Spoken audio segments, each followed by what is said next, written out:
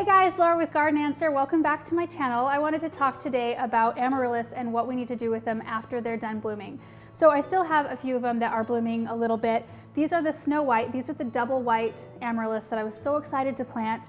They did really beautifully. They each had 2 bloom stalks, and there's another one coming up right here.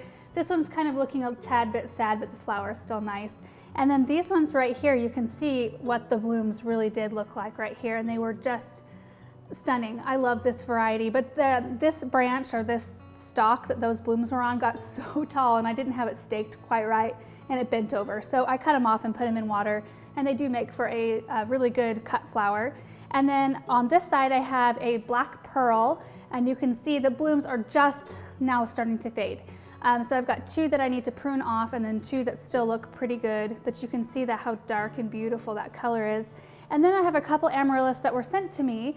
This one right here was from Gardener's Supply Company, and it was a beautiful kind of a duo. It was a white and red, but it was a really kind of faint red, and the petals were really pointy, and it was double. It was absolutely gorgeous. So I have one stalk that's done, and then I have another one that's starting right here. Nice little chubby one. I'm excited about that. And then this one right in the back here was from Burby's Best, and it's already done its thing. It had 2 bloom stalks. That was the first one to bloom for me, and now it has produced these spectacular looking leaves. They are so healthy and beautiful looking. So first of all, before I get into kind of aftercare, I just want to show you how to prune off the withering blooms, because I've been asked that a few times. So what I do is I just come in and cut the bloom off right at the top of the stalk, so right at the base of the bloom there, just like that. What you want to do is get those off, because if you leave them on, the plant will send energy right into this area here, this little knob. That's where it's going to produce its seed, and you don't want the plant wasting energy trying to produce seed. You want it to send energy into its flowers and to creating new blooms if it's got another bud or nice leaves. So I always keep up on that and keep those off. So I need to do that twice on this one. And then on this one here, since this stalk is done, I cut mine off right above the neck of the bulb. So I just come in with my clippers or scissors and cut just like that. And that's all you need to do. So I'll just keep watering these normally, like I have been, which is about once a week. And I water just until I see water coming into the saucer. So that's about it on that. And then as far as aftercare goes, as soon as all the blooms are done, what I do is I just treat them as a normal houseplant. So they stay inside. Now this information is probably a little more geared toward colder climates, because I live in a zone 5, so I treat them probably different than somebody who lives in a zone 9 or somewhere where these will actually survive outside. I think these are a zone 9 to 11. Correct me if I'm wrong. I've also heard that they'll survive in a zone 8 if they're planted in the ground. I don't know if that is true. But here in zone 5, they will not survive outside. So they stay inside as a houseplant, and they just produce these gorgeous leaves. I think they're a really pretty plant, just even without blooms.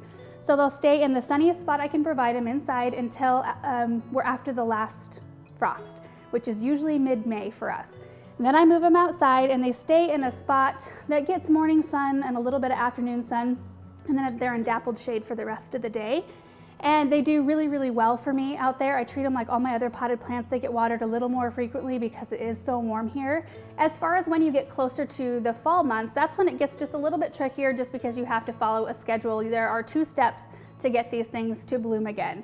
You have to create a dormancy period. So you need to simulate some kind of dormancy for them in order them to form a new bud.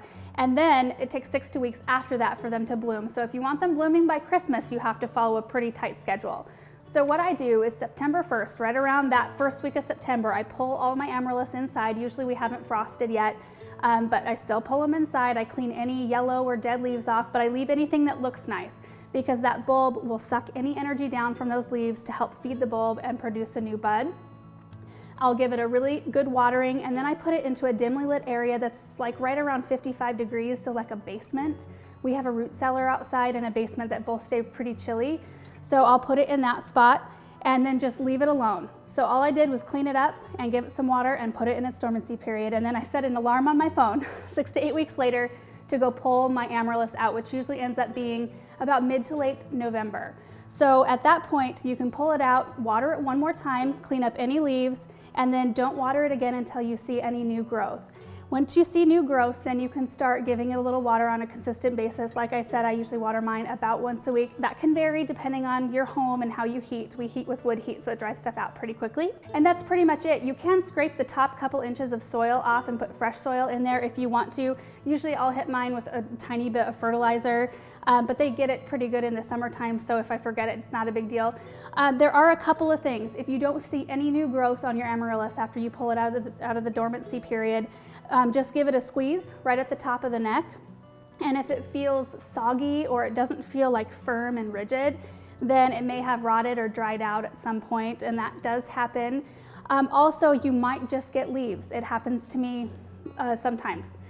Sometimes the bulbs just don't have it in them to bloom 2 years in a row. Just follow all the same cycle, treat it as a house plant, give it a nice sunny spot, and maybe the next year follow that same schedule. Maybe the next year it'll give you a bloom. So don't be discouraged if it doesn't bloom for you, because not all of them will. And we'll do updates along the way. I'll show them to you about midsummer and show you how they're looking.